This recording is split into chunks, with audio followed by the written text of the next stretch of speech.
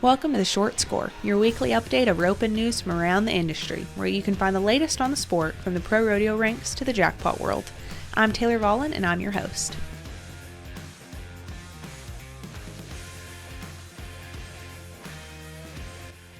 Hey everyone, welcome back to the Short Score. It's Taylor Vollen.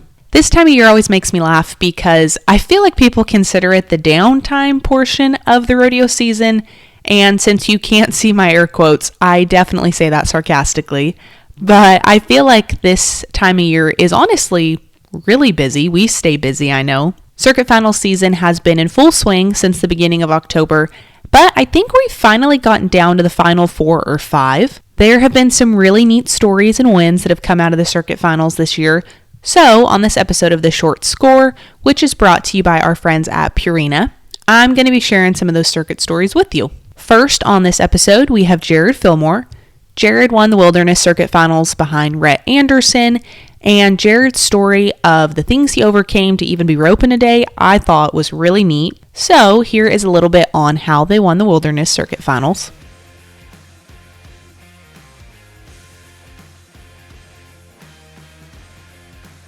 Walk me through your runs there at the Circuit Finals, if you don't mind. Yeah. So our first steer was a little bit stronger. We didn't really know what they were going to be, but he was a little bit stronger, and so Rhett did a good job. He just got out of the barrier good, and then we went and caught. We were 6-6, and with that steer, I think we were both pretty happy to just, catch the first one clean. It didn't seem like there was too many very aggressive runs in the first round, and we were one out of winning money in the round. Mm-hmm. And then the second round, we drew a little bit better steer, and I feel like I didn't do the best on the second one, but I just was going to make sure still that I caught him. I kind of got to the inside. And anyways, we were like 7-1 or something. Mm-hmm. And it just kind of worked out. A couple teams had messed up, and so we ended up coming back second callback. And then our short round steer, we drew a strong one. I knew he was stronger, which Clay and Colby, they were like a second and a half behind us. Mm-hmm. And I knew that what we did would have to kind of depend on how they did. And so they went out and didn't have any luck. So Ren and Jonathan, they were like 2.5 seconds ahead of us. So I knew that no matter what we did, if they made a good run, they were going to have it, you know what I mean? Gotcha, so yeah.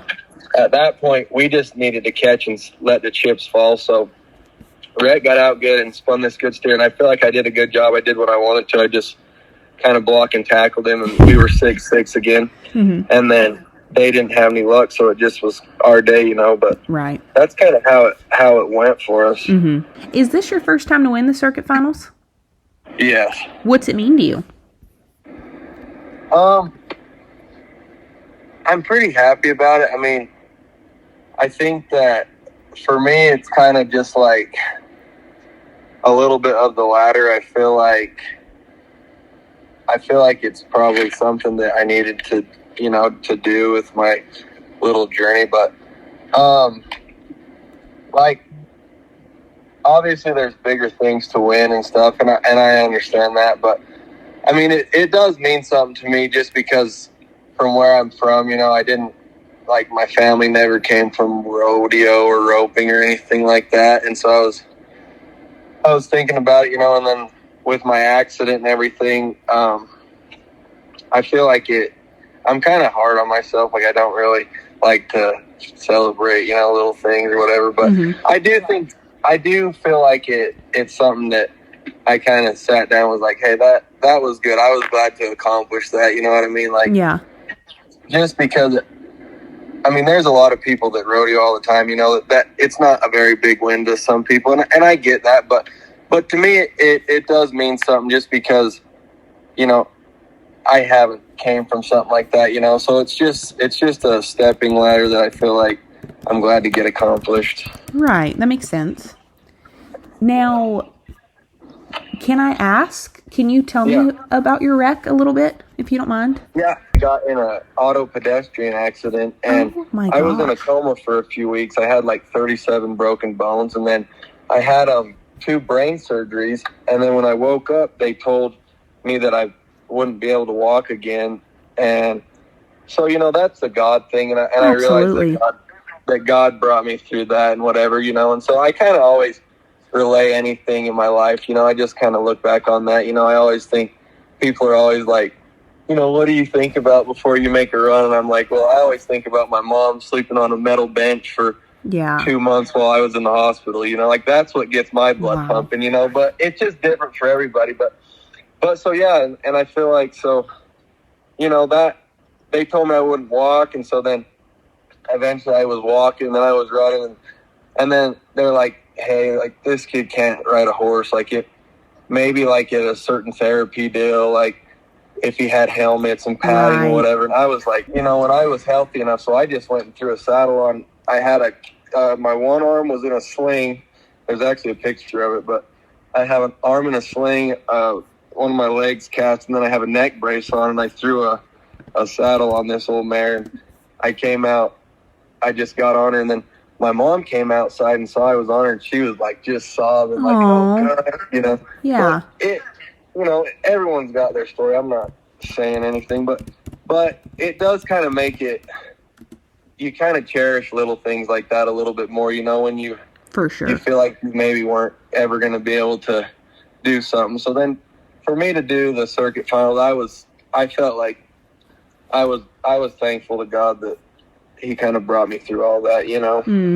That is amazing. I mean, I'm so sorry you had to go through that, but what a testimony. I mean, that is... Oh, yeah. Wow. Yeah. And so that, you said 13, so that's what, 10, 11 years ago for you? It's almost 11 years. Yep. Wow. I think we're 10 and a half years. Wow. So. Also, how did you get your start roping? You said you didn't grow up in a rodeo family or anything. Yeah, so it was just kind of funny. I had this just weird craving to be able to be around horses. I don't know. We don't really know where it came from, but we did have some neighbors that had some horses, and then I had like a second cousin that he had horses and stuff. And I mean, my parents are city. They don't really know much, you know, but they're very supportive. But I would talk my grandpa into just parking next to a pasture, and I would look at him when I was like probably 4 or 5, and we would just sit there for like hours, and I would just look at these horses that were by the house. But then when I was 8, they said, hey, we're going to go to this sale barn. And we went to this old sale barn. And we ended up buying this mare for like $300. And we didn't have a clue what we were getting into. My dad, bless his heart, didn't have an idea. But it just kind of started there. And then a guy that lives a few miles from me named Steve Young, a couple years down the road, I kind of got lined up with him, and I started just bugging the hound out of him. And then he's kind of what I maybe contribute any success to, because I feel like he's the reason I've been able to do anything, just because he's really the one that showed me kind of the ropes and a little bit, you know, just that way.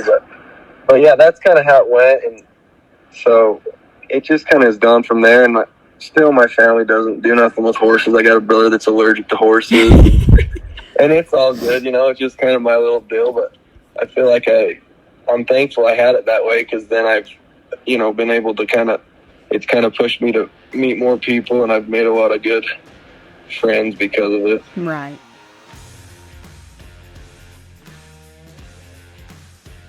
This episode is brought to you by Purina. Confidently address your horse's unique weight needs and help optimize their overall well-being with research-proven Purina animal nutrition feeds, designed by passionate equine nutritionists. Partner with Purina to nourish your horse to their optimal body condition. Explore weight management resources for your horse today at purinamills.com/feed-finder.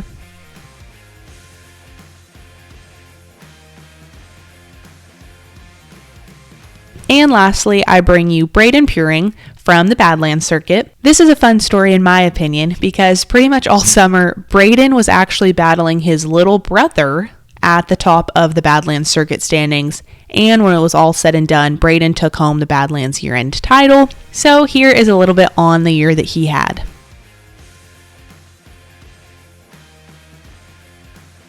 Finally passed, is it little brother?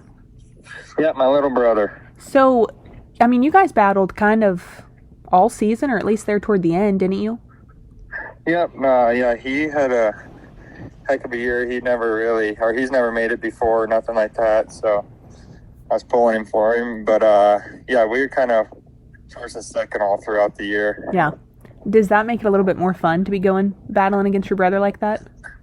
It does. And because, so he had a horse break a leg off of this winter, his horse. So, the two head horses that we both rode, he rode Richard, which is the yellow horse. Mm-hmm. I rode the finals. He rode him half the year, and I rode the Sorrow, and then we swapped halfway through. Yeah. Just because, I don't really know why. Just one day I didn't think the yellow was working that good for him, and the Sorrow wasn't doing great for me, so we swapped, and then he went to winning on that one, I went to winning on the other one, and that's what we kind of stuck with. So yeah, worked out. Now, you've won the circuit before, haven't you? Yes, ma'am. So what's it mean to add another one to your resume? It was fun. It's always kind of a goal, when mm-hmm. you set out and you decide you're going to circuit rodeo that year. It's always a goal to me to try to do the best I can. Mm-hmm.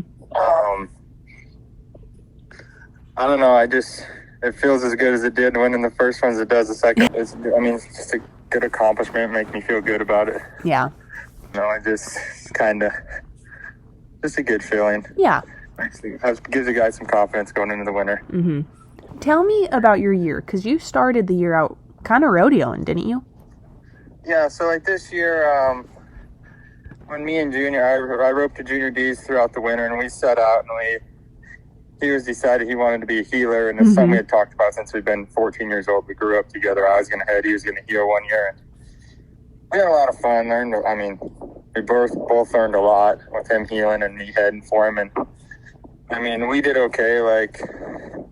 We won good at Tucson, placed here and there at a few other rodeos, did decent jackpotting, but just kind of got to the point where we both, Junior needed to go head.